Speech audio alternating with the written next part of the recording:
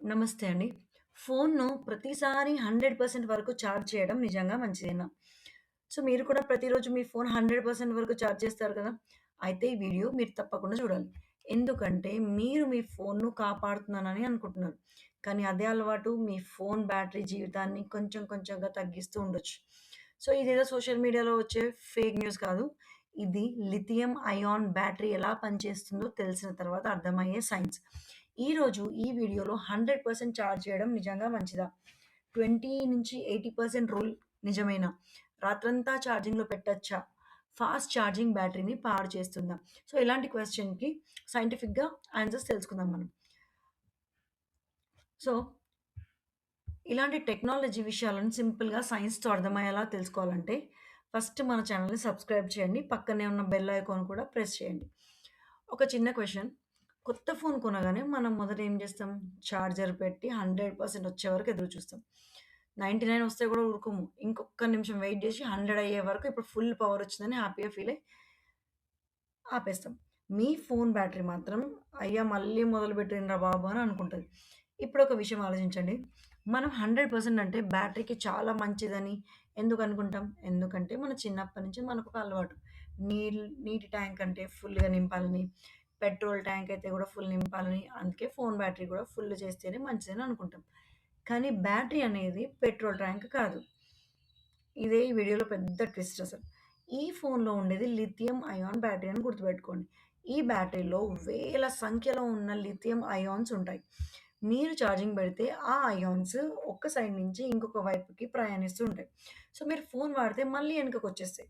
అంటే రోజు వెళ్ళడం, రావడం, వెళ్ళడం, రావడం. ఇలా అవి లక్షల సార్లు పనిచేస్తుంటాయి. ఒక్కసారి ఊహించండి మీ ఫ్రెండ్‌ను ఐదో అంతస్తుకు వెళ్ళిరా అంటారు. ఒక్కసారైతే ఎళ్తాడు గానీ, రోజుకి 500 సార్లు, 100 సార్లు, 500 సార్లు అంటే ఎళ్తాడా? నన్ను వదిలేయరా బాబు అంటాడు. మన బ్యాటరీలోని లిథియం అయాన్‌ల పరిస్థితి కూడా దాదాపు అలాంటిదే. కానీ ఇక్కడే అసలు ప్రశ్న మొదలైంది. ఈ లిథియం అయాన్‌లు ఎలా పనిచేస్తాయసలు? 100% దగ్గరికి వెళ్ళే కొద్దీ ఎందుకు ఛార్జింగ్ స్పీడ్ వాటికి తగ్గిపోతుంది? అదే అసలు సైన్స్. ఇప్పుడు ఆ వివరాల్లోకి వెళ్దాం. ఇప్పటి వరకు మనం తెలుసుకుంది మన ఫోన్‌లో లిథియం అయాన్ బ్యాటరీ ఉంటుందని. దానిలో చిన్న చిన్న లిథియం అయాన్స్ ఉంటాయని తెలుసుకున్నాం. సో, అవి రోజు ప్రయాణం చేస్తూ కరెంట్ నిల్వ చేసి మన ఫోన్‌ను నడిపిస్తాయి. కానీ 100% దగ్గరికి రాగానే ఎందుకు ఛార్జింగ్ నెమ్మదిగా అవుతది? ఇదే అసలు సీక్రెట్. ఇప్పుడు ఒక ఉదాహరణతో అర్థం చేసుకుందాం. ఒక స్కూల్ బస్ ఉందని ఊహించుకోండి. ఉదయం పిల్లలు ఒక్కొక్కరుగా బస్‌లో ఎక్కుతుంటారు. మొదట్లో ఖాళీగానే ఉంటది. చాలా త్వరగా అందరూ ఎక్కేస్తారు. కానీ చివరి 4, 5 మంది పిల్లలు ఎక్కేటప్పుడు అందరూ కాస్త పక్కకు జరగాలి. జాగ్రత్తగా ఎక్కాలి. సమయం కూడా ఎక్కువ పడుతుంది. మన బ్యాటరీ కూడా ఇలాగే పనిచేస్తుంది. 20-70% వరకు చాలా సులభంగా చార్జ్ అయిపోతది. కానీ 80% తర్వాత మాత్రం బ్యాటరీ చాలా జాగ్రత్తగా విద్యుత్‌ని నిల్వ చేస్తుంది. ఇప్పుడు ఇంకొక ఉదాహరణ. ఒక నీటి బెలూన్ తీసుకుందాం. మొదట్లో నీళ్లు పోస్తే ఏమీ కాదు.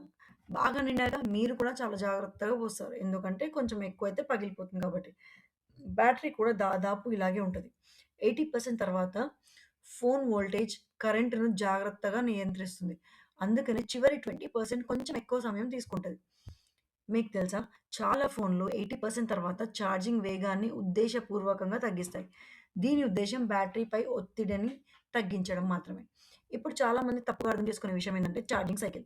చాలామంది ఒక్కసారి ఛార్జింగ్ పెట్టామంటే ఒక సైకిల్ అయిపోయిందని అనుకుంటారు. కానీ అది నిజం కాదు. ఈరోజు 50-100% వరకు ఛార్జ్ చేశారు. రేపు మళ్ళీ 50-100% వరకు ఛార్జ్ చేశారు. ఈరోజు ఈ 2 కలిపితే దాదాపు ఒక పూర్తి ఛార్జింగ్ సైకిల్ అయిపోయిందన్నమాట. ఇది బిర్యానీ లాంటిది. అంటే ఈరోజు సగం తిన్నారు. రేపు మిగతా సగం తిన్నారు. మొత్తానికి ఒక పూర్తి బిర్యానీ అయిపోయింది. చాలా కంపెనీలు చెబుతుంటాయి 500-1000 ఛార్జింగ్ సైకిల్స్ అంటే 500 సార్లు ఛార్జ్ చేసిన తర్వాత బ్యాటరీ పాడవుతుందన్నమాట. దానర్థం కొన్ని వందల ఛార్జింగ్ సైకిల్స్ తర్వాత బ్యాటరీ సామర్థ్యం క్రమంగా తగ్గిపోవడం స్టార్ట్ అయితది. ఫర్ ఎగ్జాంపుల్ కొత్త ఫోన్‌లో 100% ఛార్జ్‌తో రోజు మొత్తం పనిచేస్తే కొన్ని సంవత్సరాల తర్వాత అదే 100% ఛార్జ్ కొద్దిగా తక్కువ సమయం మాత్రమే ఉండొచ్చు. సో, ఇప్పటి వరకు వీడియో మీకు ఉపయోగకరంగా అనిపిస్తే ఒక్క సెకండ్ తీసుకొని వీడియోని లైక్ చేయండి. ఇంకా సబ్స్క్రైబ్ చేయకపోతే ఇప్పుడే చేసేసుకోండి. ఇలాంటి సైన్స్ అండ్ టెక్నాలజీ వీడియోల కోసం మన వీడియోలు ఎప్పటికప్పుడు అప్డేట్ అవుతూ ఉండండి. ఇప్పుడు ఒక పెద్ద అపోహ. నేను ప్రతిసారి 100% వరకు చార్జ్ చేస్తే బ్యాటరీ వెంటనే పాడవుతుంది. ఇది గూడా పూర్తిగా నిజం కాదు. అప్పుడప్పుడు 100% వరకు చార్జ్ చేయడం వల్ల ఒక్కసారిగా బ్యాటరీ పాడవదు. అయితే ప్రతిరోజు ఎక్కువ సేపు 100% వద్ద ఉంచడం మాత్రం ముఖ్యంగా వేడి పరిస్థితుల్లో బ్యాటరీపై ఇంకెక్కువ ఒత్తిడిని కలిగిస్తది. అందుకని చాలా కొత్త ఫోన్లలో ఆప్టిమైజ్డ్ ఛార్జింగ్ లాంటి ఫీచర్స్ ఉంటాయి. అంటే ఇవి మీరు ఫోన్‌ను ఎప్పుడు తీసుకుంటారో అంచనా వేసి ఎక్కువ సేపు 100% వద్ద ఉంచకుండా సహాయపడతాయి. ఇప్పటివరకు మనం బ్యాటరీ ఎలా పనిచేస్తుందో తెలుసుకుందాం. కానీ ఇంకా 3 పెద్ద ప్రశ్నలు మిగిలున్నాయి. ఫాస్ట్ ఛార్జింగ్ నిజంగా ప్రమాదకరమా? కొంతమంది ఫాస్ట్ ఛార్జ్ అయిపోతుందని చెప్పేసి అలాంటి ఛార్జింగ్ పెట్టి తొందరగా ఛార్జింగ్ అవ్వగొట్టేస్తారు. సో, అది నిజంగా ప్రమాదమా అట్లా ఛార్జ్ అయితే? రాత్రంతా ఛార్జింగ్‌లో పెట్టొచ్చా? పెట్టొద్దా? హీట్ బ్యాటరీకి అసలు పెద్ద శత్రువా వేడెక్కితే? ఈ 3 విషయాలు తెలుసుకున్న తర్వాత మీరు మీ ఫోన్‌ను ఛార్జ్ చేసే విధానం పూర్తిగా మారిపోతది. అవి మనం నెక్స్ట్ పార్ట్‌లో చూద్దాం.